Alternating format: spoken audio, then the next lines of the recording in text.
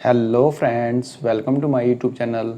Friends, आज की video में हम देखेंगे कि यदि आपका बैंक ऑफ बड़ौदा में कोई सेविंग अकाउंट है या करंट अकाउंट है और आप बैंक ऑफ बड़ौदा में फ़िक्स डिपॉजिट कराना चाहते हैं या फिर एफडी कराना चाहते हैं या टर्म डिपॉजिट कराना चाहते हैं, सभी एक ही बात है। एफडी बोल लीजिए, फ़िक्स डिपॉजिट बोल लीजिए या टर्म डिपॉजिट बोल लीजिए, तो उसका फॉर्म हम कैसे भरेंगे। तो फ्रेंड्स, हम शुरू करते हैं। यह है बैंक ऑफ बड़ौदा का फ़िक्स डिपॉजिट का फॉर्म। इसमें पहला जो कॉलम आ रहा है वह है operative account number. Operative account number का मतलब है जो आपका सेविंग अकाउंट या करंट अकाउंट उस बैंक में ऑलरेडी है या उस ब्रांच में ऑलरेडी है, उसका नंबर डालना है हमें यहाँ पे। तो मेरी ये बैंक ऑफ बड़ौदा की पासबुक है। यहाँ पे मैं अपना अकाउंट नंबर देख के लिख लूँगा। आप भी अपना अकाउंट नंबर देख के फर्स्ट वाले कॉलम में लिख लेंगे।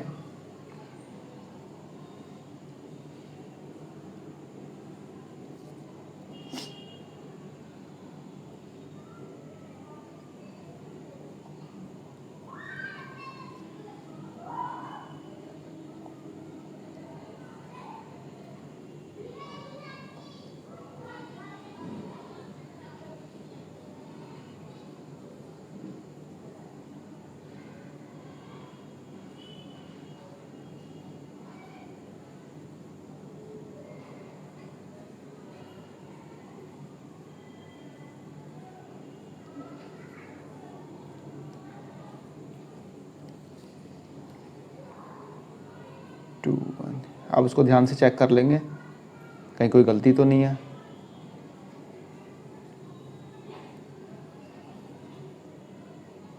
नहीं, ठीक है। Term deposit account number, term deposit account number तो आपके पास होगा नहीं, क्योंकि टर्म डिपॉजिट तो बनाने के लिए आप दे ही रहे हैं ना। तो ये आपको कॉलम खाली छोड़ देना है।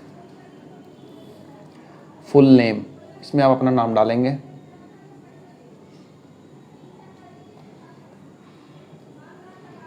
इन ब्लॉक लेटर लिखा है, यानी कैपिटल लेटर में।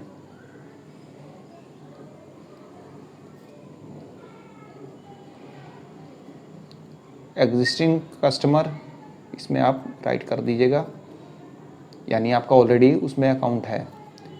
Date of birth,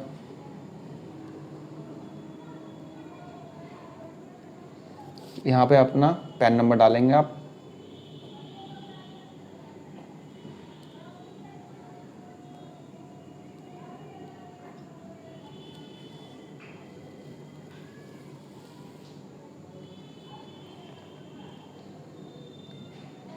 first point आता है इसमें, deposit is under option callable. Callable मतलब यदि आपको ये लगता है कि मान लीजिए आपने 1 साल 2 साल या 3 साल का कुछ भी टर्म के लिए फिक्स डिपॉजिट कराया है और आपको ये लगता है कि क्या उस फिक्स डिपॉजिट को आपको टाइम से पहले भी आपको ज़रूरत पड़ सकती है, यदि आपको लगता है कि हाँ ज़रूरत पड़ सकती है तो इस पर टिक कर दीजिएगा। यानी आपका वो फिक्स डिपॉजिट प्री मैच्योर कराया जा सकता है, यानी टाइम से पहले उसको अकाउंट में अपने ट्रांसफ़र करके आप उस पैसे का यूज़ कर सकते हैं। यदि आप नॉन कैलेबल को टिक करेंगे तो आपका वो फिक्स डिपॉजिट आपका प्री मैच्योर नहीं करा सकते आप उस फिक्स डिपॉजिट को। Point number 2, period of deposit, कितने समय के लिए आप यह डिपॉजिट करना चाहते हैं। तो मैं चाहता हूँ 2 ईयर्स के लिए। रेट ऑफ इंटरेस्ट तो बैंक डालेगा, हमें क्या पता कितना रेट ऑफ इंटरेस्ट है। अमाउंट ऑफ डिपॉजिट, कितना अमाउंट आप फिक्स कराना चाहते हैं, 1 लाख।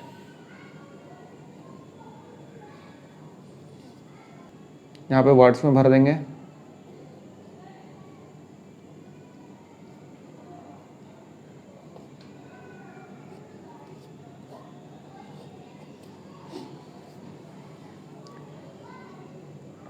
थर्ड पॉइंट है, in case of MIP/QIP। MIP मतलब मंथली इंटरेस्ट पेबल, QIP मतलब क्वार्टरली इंटरेस्ट पेबल।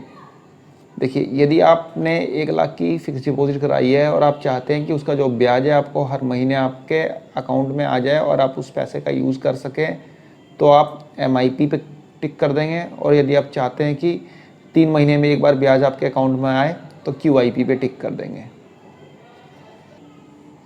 यदि आप MIP सेलेक्ट करेंगे तो आपका मंथली इंटरेस्ट आपके अकाउंट में क्रेडिट हो जाएगा, और यदि आप QIP सेलेक्ट करते हैं तो क्वार्टरली इंटरेस्ट आपके अकाउंट में क्रेडिट हो जाएगा। और किस अकाउंट में क्रेडिट होगा, यानी किस अकाउंट में आपका इंटरेस्ट जो है मंथली या क्वार्टरली बेस पे आपके अकाउंट में चला जाएगा, तो यहाँ पे आप अपना सेविंग का अकाउंट नंबर डाल देंगे, ये ऊपर डाला था हमने। यदि आप क्वार्टरली या मंथली इंटरेस्ट की फैसिलिटी यदि आप चाहते हैं तो, बट यदि आप चाहते हैं कि जो इंटरेस्ट है आपका जब FD मैच्योर हो 2 साल बाद तब साथ में मिले, तब आप इन दोनों ऑप्शन को नहीं चुनेंगे, नॉट अप्लीकेबल कर देंगे, NA लिख देंगे आप यहाँ पे। यदि मैं मंथली चुनता हूँ तो मंथली पे टिक कर दूंगा, और यदि क्वार्टरली चुनता हूँ तो क्वार्टरली पे टिक कर दूंगा, दोनों में से किसी एक पे टिक कर देंगे और यहाँ पे अपना अकाउंट नंबर डाल देंगे।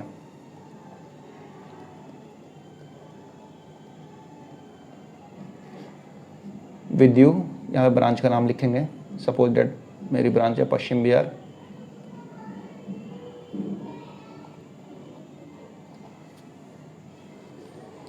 यहाँ पे हम डालेंगे मैच्योरिटी इंस्ट्रक्शन, मतलब यदि आपकी FD 2 साल चल जाती है, जितना कि आपने टाइम ड्यूरेशन यहाँ पे भरा था, यानी 2 साल के बाद ही जब आपकी FD मैच्योर हो जाती है तो आपका FD का पैसा किस अकाउंट में जाएगा, तो यहाँ पे अपना अकाउंट नंबर डाल देंगे, यानी मैच्योरिटी के बाद आपका जो पैसा है इस अकाउंट में चला जाएगा। ठीक है। या फिर यदि आप रिन्यू कराना चाहते हैं, मतलब आप चाहते हैं कि FD 2 साल बाद भी आपको FD के पैसे की ज़रूरत नहीं है, तो आप रिन्यू करा लीजिए।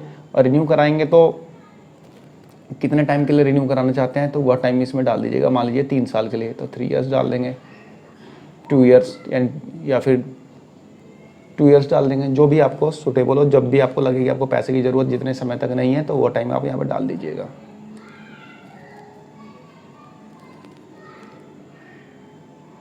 फिफ्थ पॉइंट पे हम देखते हैं in case of minor guardian name. यदि आप किसी माइनर के नाम पे FD बनवाते हैं, मान लीजिए कोई आपका बेटा है जिसकी उम्र 18 से कम है, तो उस केस में उसके गार्जियन का नाम लिखना है, यानी आप अपना नाम लिखेंगे और गार्जियनशिप यहाँ पे उस और आपसे क्या उसका रिलेशन है वो लिखेंगे। जैसे आप उसके क्या हैं, फादर हैं, मदर हैं, जो भी हैं आप यहाँ पे लिख देंगे रिलेशनशिप में। ठीक है। एनी अदर इंस्ट्रक्शन, यदि कुछ और इंस्ट्रक्शन देना चाहते हैं तो नहीं तो भाई नॉट एप्लीकेबल कर दीजिए।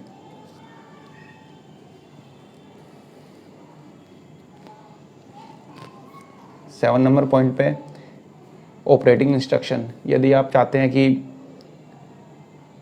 आप इस अकाउंट को, यानी जो FD अकाउंट खुलवा रहे हैं सेल्फ, यानी खुद ऑपरेट करना चाहते हैं तो इस पर टिक कर दीजिए।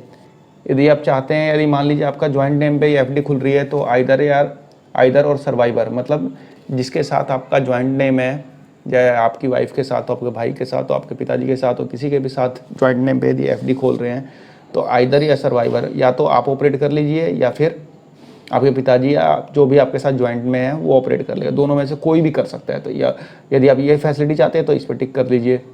ठीक है। यदि ज्वाइंट नेम पे चाहते हैं तो ज्वाइंट नेम पे टिक कर देंगे, यानी दोनों लोग मिलके इसको ऑपरेट कर सकते हैं। फॉर्मर और सर्वाइवर इसको कोई ज़रूरत नहीं है, छोड़ दिए इसको भी कोई ज़रूरत नहीं है। मेनली 18 होते हैं। यहाँ पे अपना अकाउंट होल्डर, जो भी आप FD कराने जा रहे हैं उसके साइन हो जाएंगे यहाँ पे। ये हमारा FD का फॉर्म का जो फ्रंट पेज है ये हमने भर लिया है। अब हम इसका बैक पेज भरते हैं।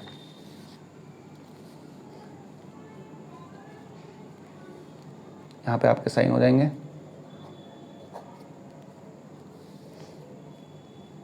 अब यहाँ पे नॉमिनेशन का डिटेल भरना है। मान लीजिए आपने 2 साल के लिए FD बनवाई है, यदि भगवान ना करे यदि 2 साल के बीच में आपके साथ कुछ अनहोनी हो जाती है या फिर जिसके नाम पे FD है उसकी डेथ हो जाती है, तो उस केस में नॉमिनेशन कराना बहुत ज़रूरी है। वैसे भी नॉमिनेशन ज़रूर होना ही चाहिए। आपने कोरोना टाइम में देखा ही होगा कि जिनके घर परिवार उजड़ गए और उनका नॉमिनेशन नहीं है तो उनके परिवार वालों को कितनी परेशानी उठानी पड़ी होगी अपने उनके जमा किए हुए पैसे निकलवाने के लिए। तो फ्रेंड्स, उसलिए नॉमिनेशन बहुत बहुत बहुत ज़रूरी है, ये आप ज़रूर ध्यान रखिएगा। यहाँ पे अपना नाम लिखेंगे, यानी जिसकी FD है वो अपना नाम लिखेगा।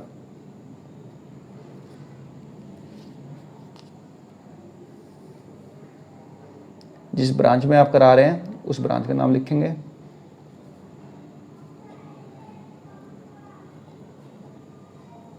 आप जिस ब्रांच में आपका अकाउंट है या फिर जिस ब्रांच में आप फिक्स डिपॉजिट करा रहे हैं उस ब्रांच का आप यहाँ पे नाम लिख देंगे। नेचर ऑफ डिपॉजिटर, इंडिविजुअल,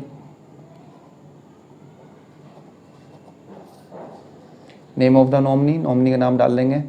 अपनी वाइफ का, फादर का, कुछ भी डाल सकते हैं। नॉमिनी का एड्रेस, उसका एड्रेस डाल देंगे, जो भी नॉमिनी होगा उसका आपके साथ क्या रिलेशनशिप है, मतलब वो आपका क्या लगता है।